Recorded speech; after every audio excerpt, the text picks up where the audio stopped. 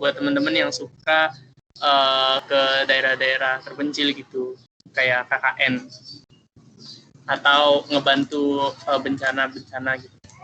Selanjutnya ada rumpun keilmuan. Keilmuan ada, maksudnya keilmuan di sini dengan pendidikan itu berbeda. Kenapa? Karena rumpun keilmuan itu lebih ke pengkajian ya teman-teman. Kalau pendidikan itu lebih ke kita ngadain kegiatan pendidikan. Kalau keilmuan itu lebih mengkaji gitu. Ada Tiben, ada KSEP dan majalah Ganesha. Baik, mungkin itu ya buat UKM. Aku balikin lagi ke Irfan. Mungkin langsung masuk ke Q&A aja, Irfan.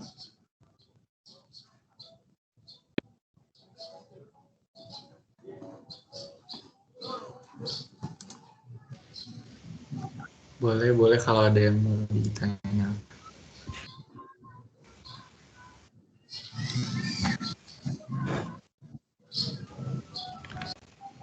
Ya, buat teman-teman yang mau nanya, boleh follow me, boleh di kolom chat. Bebas ya kalungnya, nanya aja ya. Boleh, nanya aja. Nanti sistemnya itu nggak aku tampung, jadi aku langsung tanggepin gitu. Sama Irfan gitu, langsung tanggepin. Ya teman-teman nanya. Sudah ada pertanyaan belum nih? Nah kalau tadi kan dari Polban ya sebelum ini. Polban kan dulunya bagian dari TB.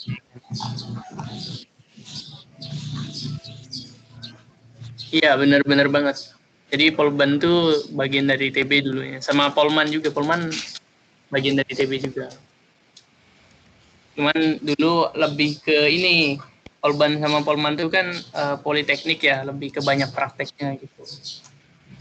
TB ngadain pendidikan di bidang itu juga. Cuman sekarangnya lebih ke sarjana. Jadi semuanya nggak ada politeknik. Dan S1 semua nggak ada yang D3 gitu di TB. Itu teman-teman. Kak, ada nggak sih alumni Neges gitu yang di ITB gitu kan?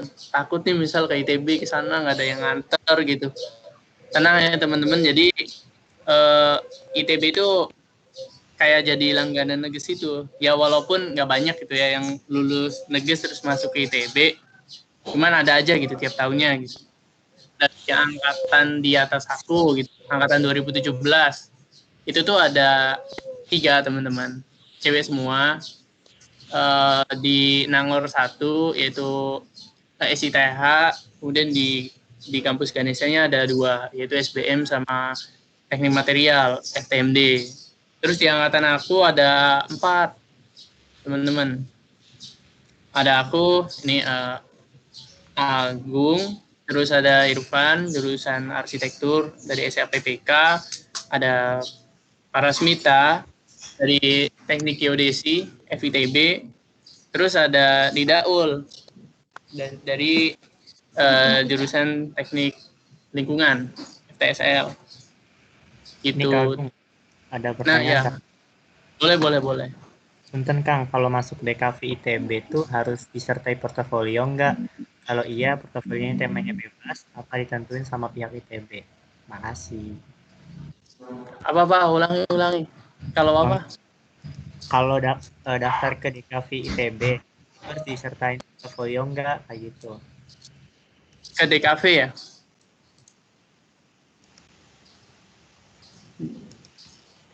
FSRD ya? Iya. Iya. FSRD itu ya mangga Ivan. Tapi sejujurnya kurang tahu sih kalau dulu itu pas tahun kita itu emang ditentuin gambarnya. Jadi kayak kan SNMPTN juga ada portofolionya gitu kan. Terus ditentuin dari pihak ITB-nya. Misalkan kayak suruh gambar baru nanti dikirim gitu ke pihak ITB-nya. Terus beberapa tahun ke belakangnya juga ditentuin terus sih. Jadi dia ditentuin. Kayaknya sekarang juga masih ditentuin sih. Cuma pengirimannya bisa lewat email gitu.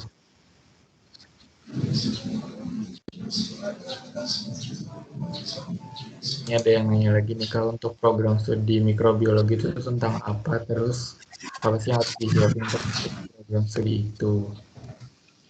Jadi itu mikrobiologi itu kayak pecahannya dari biologi, cuma kalau mikrobiologi itu lebih ke objeknya lebih ke hal-hal yang mikro gitu, kayak misalkan bakteri, terus virus, dan hal-hal yang mikro gitu lah. Terus untuk mempersiapkannya itu harus dalam biologi, soalnya di sana juga kita banyak di lab biologi itu, terus juga kimia juga sih, soalnya kan di lab ya, jadi kimianya juga harus kuat sih di mikrobiologi.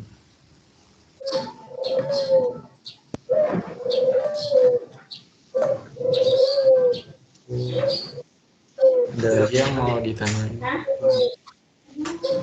Tadi ada yang angkat tangan mau bertanya mungkin? Ya, Siap tadi. Silakan. Punten Kak. Halo. Ya, sudah terdengar tadi. Kalau untuk soal portofolio FSRD itu biasanya munculnya kapan ya Kak?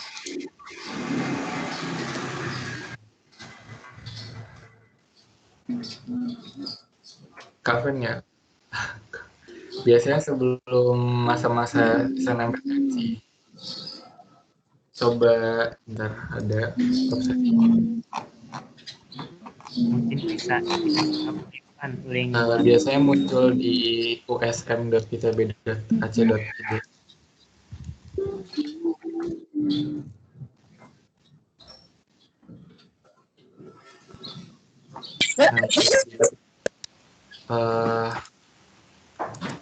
Biasanya aku nggak terlalu mantengin timeline buat DKV sih, tapi harusnya sekarang udah muncul sih ya buat mempersiapkan portofolio itu.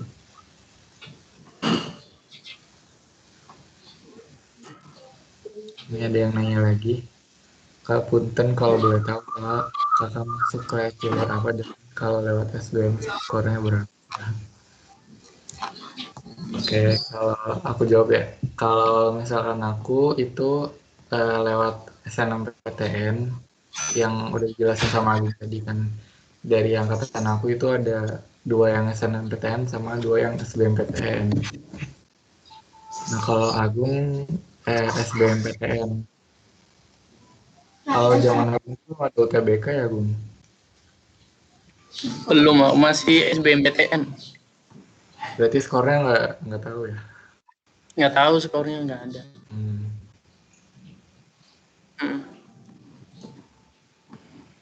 Tapi kalau diprediksi gitu sih skornya kayaknya 690. ya bisa yuk.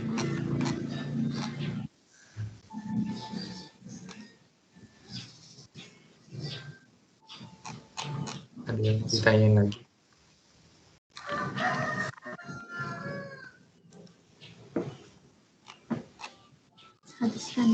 Masih penasaran.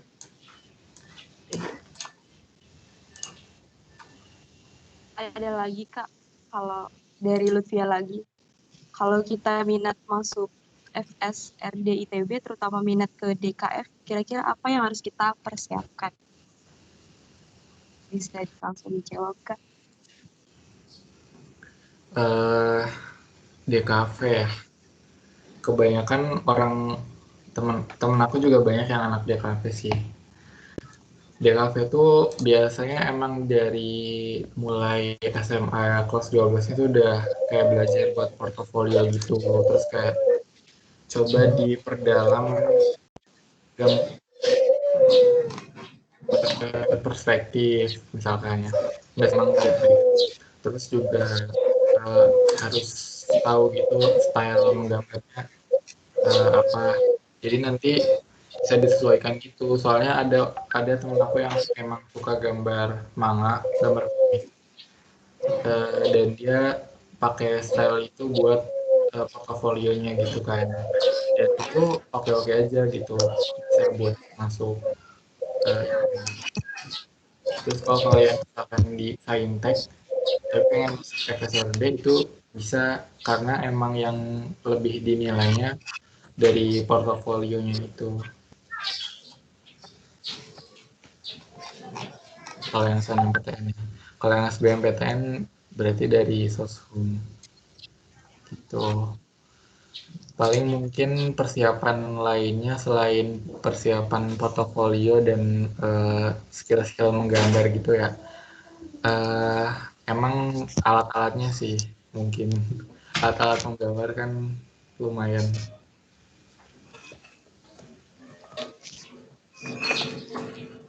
Lutfia gimana? Apa masih ada tanggapan atau pertanyaan lagi? Halo Lutfia.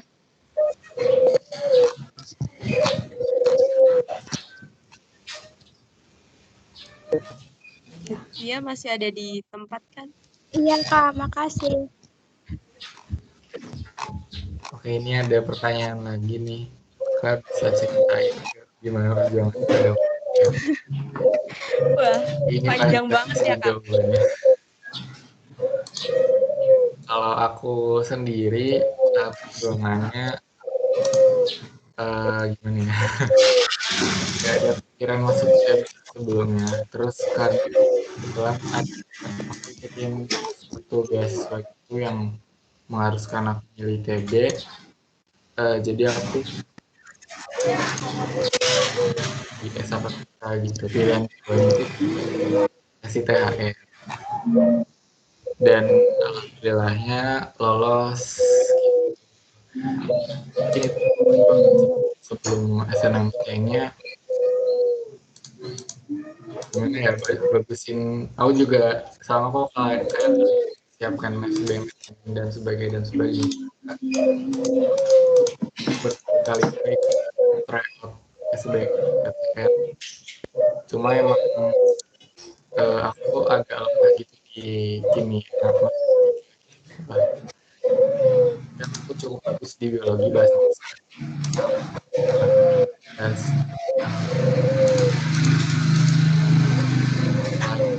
nilai rapotnya mungkin sertifikatnya juga mungkin cukup mendukung aku buat masuk ke ITB SLPK gitu. Mungkin aku ada cerita yang berbeda.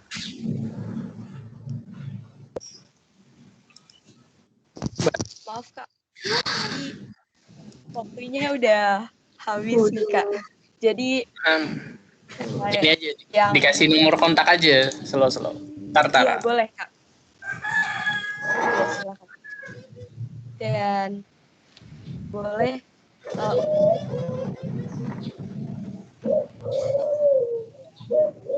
Tadi siapa ya? Mohon maaf karena aku nggak bisa buka kolom chat, jadi nanti teman-teman barangkali mau bertanya lebih lanjut bisa tanya ke kami berdua ya, bisa ke Irfan, bisa ke aku, atau bisa ke alumni yang lain gitu ya. Mungkin aku apa yang cewek gitu ya, pasti ada yang cewek itu nanya ke cowok gitu ya, itu bisa sih ke alumni yang cewek nanyanya. Itu mungkin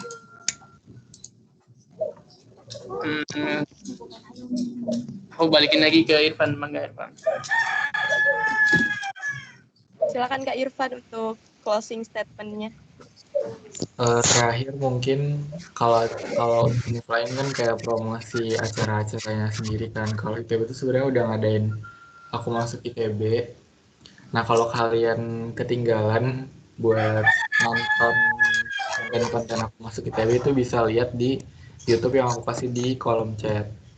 Nah di situ informasinya udah dikemas dalam bentuk video. Nanti kalian sambil rebahan boleh banget ditonton video-videonya karena banyak informasi terkait. Semangat. Sekian dari aku. Assalamualaikum warahmatullahi wabarakatuh. Ya, semangat teman-teman. Assalamualaikum warahmatullahi wabarakatuh. Makasih Oke, banyak. terima kasih kepada Kak Irfan dan Kak Agung atas pemaparan sosialisasi mengenai ITB.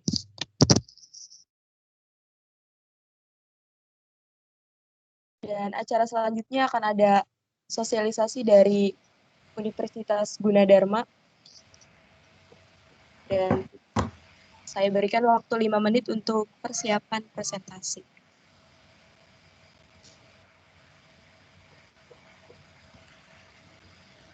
Nih gimana teman-teman? Ada yang tertarik nggak masuk Polban? Tadi udah ada Polban sama ITB ya, sebelah-sebelahan. Iya, betul. Kalau kemarin kan Gimana? sebelahan dari UI sama PNJ kan tuh. PNJ. Sebelahan lagi Betul. apa ya, ibaratnya ibu sama anak gitu kan. Terus nih sekarang ada yang dari Depok lagi. Yang kemarin kan dari Depok tuh UI, PNJ. Nah, sekarang ada dari Universitas Gunadarma. Nah, mantap. Betul. Ini udah ada belum kira-kira kakak-kakaknya nih dari Gunadarma? Bentar ya, dicek dulu ya. Oke, udah ada. Mantap.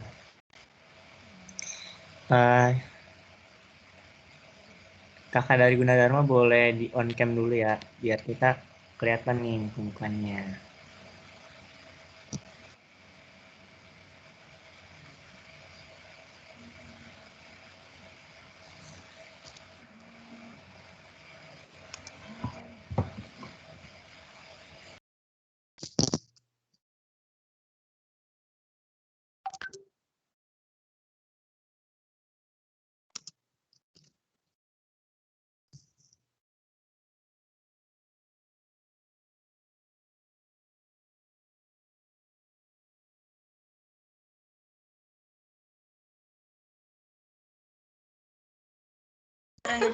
Oke.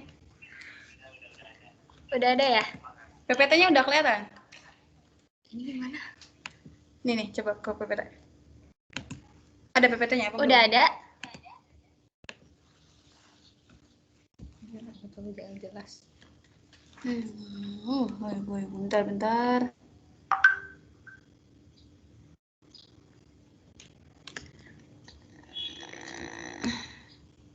Udah itu panggilan gak? Wadlinya gila sih. Adi, ada nggak? Iya, udah ada Kak. Udah ada, oke. Ada. Mangga. Dimulai aja nih Adi. Dari pertama ya. Pertama kan? Iya, boleh. Ini, 너무 시끄럽지? 미안하다. Enggak mau. Assalamualaikum. Oke, teman-teman, sekarang ada dari Gunadarma ya, bisa disimak. Nanti boleh nanya-nanya di kolom chat kalau nanti di akhir. Semangat. Ya, dulu. Bentar. Oke, Assalamualaikum warahmatullahi wabarakatuh. Selamat siang semuanya. Ya, sebelumnya udah dikenalin ya, kita dari Universitas Gunadarma. Di sini ada 3 BTW. Aku Ananda, Neni, sama Firna. Nah, kita langsung aja ya ini ya. Sini ada sekilas tentang UG ya, bisa dibaca. Jadi UJ ini mempunyai visi pada tahun 2022 Universitas Gunadarma menjadi perguruan tinggi swasta bereputasi internasional berbasis keunggulan dalam kegiatan Tridharma perguruan tinggi yang holistik dan integratif dalam rangka meningkatkan daya saing bangsa. Kita next ya. Nah, di sini tuh ada peta ya. Jadi di kampus UG itu kalau kalian tahu nggak cuma ada di Depok aja ya. Itu ada di Kalimalang, ada di Salemba, Karawaci, dan Cengkareng dan lain sebagainya. Kalau kalian bisa lihat ya. Nah, terus sini. Nah, ini lokasi kampusnya. Jadi kita kampusnya kayak ada gedung A, B, yang bisa kalian lihat sini ada A, B, C, dan lain-lainnya ada sampai I kalau nggak salah, atau sampai apa gitu. Ya, tuh. Bisa kalian lihat gedungnya juga seperti itu. Next lagi. Ini tuh ada lab, terus ini ada auditorium. Ini yang 3 di bawah itu itu FK. Kalau salah ya bisa dilihat ya, itu gedung FK ya. Terus ini ada jenjang pendidikannya, di Gunadarma itu ada D3, ada S1, ada S2, S3. Kita bisa dilihat ada berapa program aja di masing-masing jenjang pendidikannya. Terus di sini ada program studinya. Kecepatan nggak? Apa kecepatan? Anyway, di situ kita bisa kalian baca ya, di situ D3 ada 5, terus di S1 ada 13 dan lain sebagainya. Terus di sini ada program studi baru. Jadi teman-teman di sini itu ada program studi baru, di mana program ini biasanya kalau misalkan yang desain interior dan agroteknologi pariwisata itu belum ada reguler. Jadi programnya itu masih setara beasiswa karena baru dibentuk pada tahun 2016. Jadi di sini ada Fakultas Ekonomi, yaitu ada jurusannya Ekonomi Syariah. Yang kedua ada Fakultas Teknik Sipil dan Perencanaan, ada Desain Interior, dan Fakultas Teknologi Industri ada Agroteknologi. Terus Fakultas Sastra dan Budaya ada Pariwisata dan Sastra Tiongkok. Terus Fakultas Ilmu Kesehatan ada Farmasi dan Kebidanan. Terus Fakultas Kedokteran ada Kedokteran. Jadi yang tadi itu ada di mana ya? Nah, ini itu gedung kedokteran UJ. Nah, ini tuh masih tahap baru karena Fakultas Kedokteran itu masih baru ya teman-teman di UJ ini. Nah, ini juga ada program studi kampus Karawaci. UJ ada sistem komputer, sistem informasi, akuntansi, manajemen, teknik arsitektur, teknik industri, sastra Inggris, psikologi, dan ilmu komunikasi. Ini semuanya terakreditasi A ya teman-teman. Terus, nah di sini saya akan menjelaskan jalur masuk UJ. Yang program reguler bisa dijelaskan oleh Ananda. Oke. Program reguler tuh jadi awalnya nanti kalian bisa ke webnya Gunadarma. Habis itu di situ kita daftarnya tuh kalau nggak salah sih ada dua cara. Pertama pakai nilai rapot, kedua pakai tes. Cuman aku sendiri nggak tahu gimana itu sistemnya tes. Yang aku tahu cuma pakai rapot. Jadi kalau pakai rapot semester 1 sampai semester 5 atau 6, habis itu dikirim. Habis itu nanti kita tinggal nungguin pengumuman aja. Nah, sebelum itu kalian tuh di situ kan dijelasin tuh pembelian formulir. Nanti sih pembelian formulirnya bisa lewat web. Nanti tinggal milih aja kalian mau kuliahnya di kampus mana, bisa di Depok, Kalimalang, Palembang, dan lain sebagainya. Terus nanti kalau kayaknya sih udah mulai pendaftaran dimulai pada bulan Februari 2021 ya. Kalian bisa cek aja di web Gunadarmanya. Ya, biaya formulirnya sebesar 500, terus kita bisa milih 2 jurusan. Seperti itu. Nah, terus ini ada program PMDKUG. Kalau di sini PMDKUG itu biasanya membeli formulir sebesar 250.000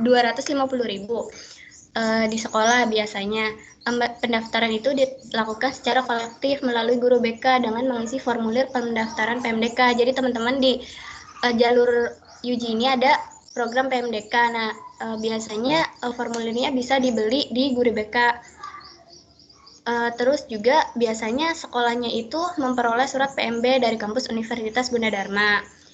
Berarti berlakunya tahun ajaran 2020-2021. Nah, terus di sini ada menyerahkan atau melampirkan fotokopi raport semester kelas 10 sampai dengan kelas 12. Jadi semester 1 sampai dengan semester 5. Jadi harus sesuai jurusan, ada IPA, IPS kan.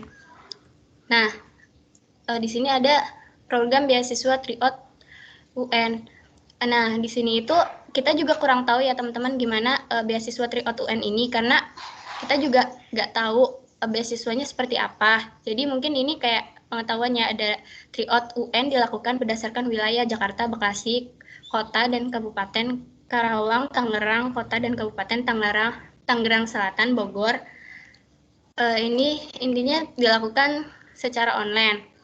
Nah, di sini nih saya akan menjelaskan di program Bidik Misi UJ. Nah, ini tuh kalian bisa ke webnya ya.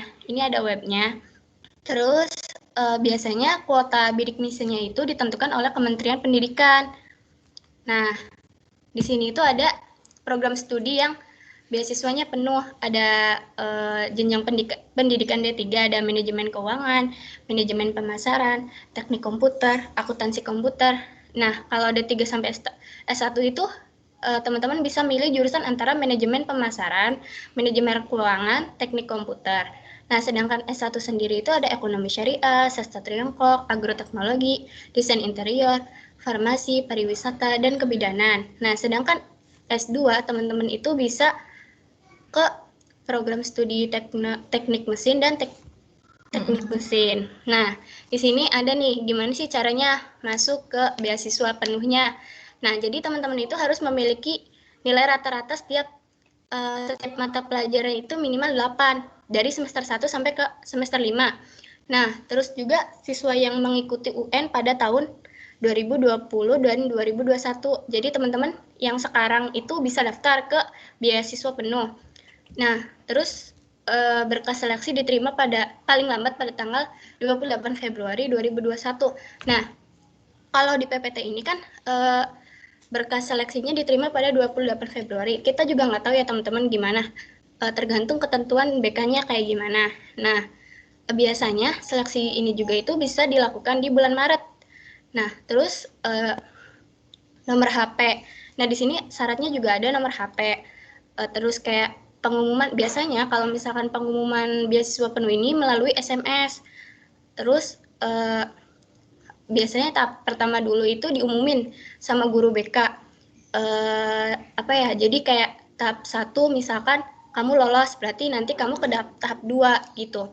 Nah, terus juga biasanya kan untuk pas tahunnya kita mah benar-benar harus ke sana ke UJ-nya sendiri. Tapi untuk tahun yang tadi 2020 itu nggak tahu ya, nanti gampang diceritakan. Nah, terus juga jadi awalnya itu kalau misalkan teman-teman masuk ke UJ ini dengan beasiswa penuh, itu bisa ada uang jaminannya, jadi 5 juta.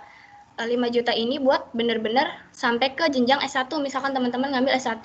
Nah, itu tuh nanti dikembalikan lagi kalau udah lulus. Nah, ini bisa berkas yang harus dikirim biasanya ke guru BK ya teman-teman. Ada 1 lembar fotokopi rapot semester 1 sampai semester 5 dilegalisir. 1 lembar fotokopi surat permohonan dari siswa untuk mengikuti seleksi beasiswa penuh. 1 lembar fotokopi surat rekomendasi dari kepala sekolah atau guru BK. 1 lembar fotokopi sertifikat prestasi akademik atau non-akademik. Nah, biasanya teman-teman pas waktu kita mah ada seleksi tahap kedua, yaitu tes TPA. TPA ini dalam waktu 45 menit, kisaran 2000 soal, sama tes bahasa Inggrisnya. Jadi terus pas setelah itu dalam 1 hari penuh itu langsung tes wawancara. Jadi kita harus ke sana. Tapi nggak tahu untuk yang tahun 2020 dan sekarang juga masih belum tahu. Nah, di sini pengumuman penerima beasiswa penuh itu pada bulan Mei. Jadi teman-teman kalau misalkan masuk ke beasiswa penuh ini bebas biaya dari semester 1 sampai semester ke-8. Jadi sampai S1 dengan lulus tes kesehatan, mendatangani surat pernyataan di atas meterai, terus kayak melakukan uang jamin pembayaran, terus jadi beasiswa ini tidak termasuk biaya hidup, transportasi, praktek lapangan itu tidak termasuk. Jadi kalian misalkan ngekos apa itu sendiri, dan beasiswa sendiri itu tidak diuangkan, jadi tidak menerima uang gitu. Nah, terus juga kalau teman-teman keterima di beasiswa penuh ini, biasanya IPK-nya per semester harus 3,5, harus memenuhi syarat beasiswa. Nah, ini tadi ya yang udah saya bilang itu. Jalur reguler itu bisa rapot, bisa tes. Bisa kalian baca lah ya. Ini webnya tuh pendaftaran.gunadarma.ac.id. Kalian bisa akses di halaman ini aja nanti teman-teman kalau misalkan yang berminat di reguler. Atau enggak bisa di sini ada pendaftaran dan informasi, ada call centernya, ada emailnya, ada homepage-nya. Silahkan kalian kunjungi kalau kalian kepo. Ya, udah selesai. Apa teman-teman ada yang ditanyakan? Oke. Selanjutnya ada sesi tanya jawab nih. Teman-teman kelas 12 dipersilakan untuk bertanya, bisa lewat chat atau juga di unmute ya teman-teman. Ayo nanya guys.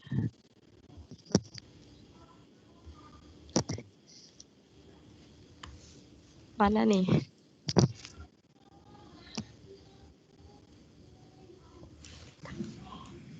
Oke, mau nanya dong karena ini. Ya. Nah, ini tadi kan dibahas tuh kayak program beasiswa gitu kan. Nah, kalau kan ini sendiri itu kuliah di Gunadarma itu gimana tuh? Masuknya jalur mana? Oh ya, langsung dijawab aja. Iya kak. Jadi saya sendiri masuk di jalur beasiswa penuh angkatan 2019. Jadi termasuk ke beasiswa gitu. Jenjangnya S1. Jenjang S1. Jurusannya? Jurusan agroteknologi. Jadi basic ke pertanian. Terus kakak satunya nih nggak boleh ditanyain kak, sama-sama beasiswa nih. Ini aja juga kalau Ada misalkan juga nih, teman-teman angkatan yang 2020. Iya, angkatan 2020 bisa ditanyain ke Firna ya. Soalnya pendaftarannya seperti apa karena beda dari angkatan saya sama ke angkatan 2020. Apa dari apa nih? Nama. Ya, perkenalkan, nama saya Firna Nur Alivia. Jurusan. Dari jurusan teknik mesin. Terus pas angkatan 2020 tuh pendaftarannya melalui BK sih, diumumkan dari BK. Terus tuh ya daftar, terus nggak ada seleksi lanjutannya, nggak ada seleksi wawancara, nggak ada tes TPA gitu, langsung udah kesehatan aja. Nggak ada wawancara juga. Kalau dari teknik mesin tuh bisa dari jenjang S1 sampai S2. Jadi dari S1 sampai S2 itu gratis. Namanya. Ya. Ada lagi yang mau tanyain?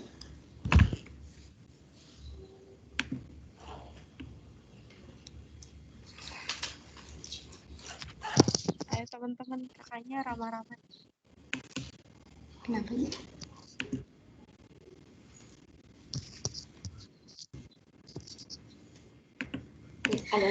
Ada lagi. Adi. Oh, ada kak. Dari Rifdi. Kalau seleksi masuk melalui jalur rapot di UJ itu yang dihitung 6 mapel eksak atau keseluruhan mapel, Kak? Yang jalur rapot, Kak. Kalau jalur rapot, Iya. Jalur rapotnya ini ke rapot. beasiswa penuh ya. Apa jadi reguler? Ayo. Enggak sok ada beasiswa. Enggak.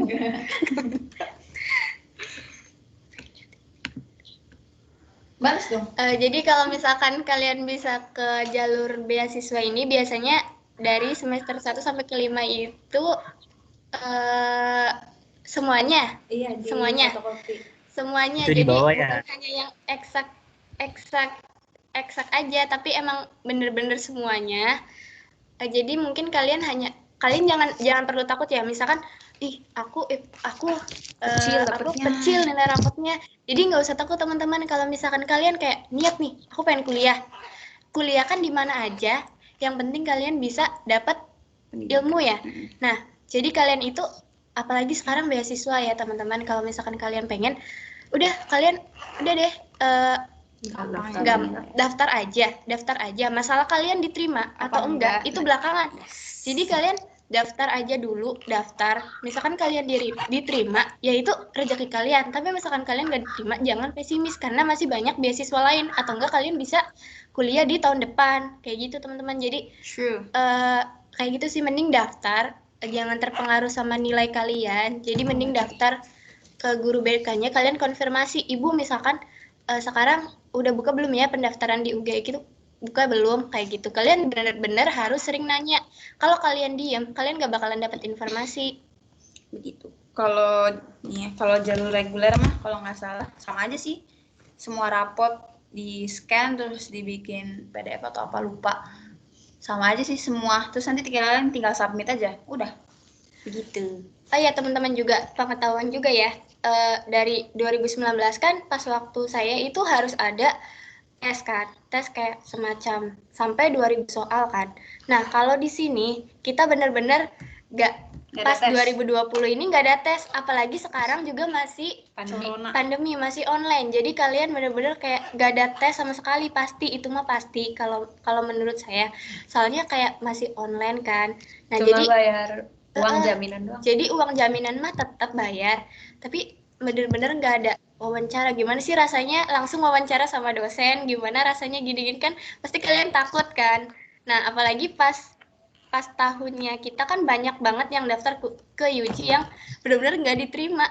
Itu tuh sakit pas kesananya, pas pengumumannya nggak diterima.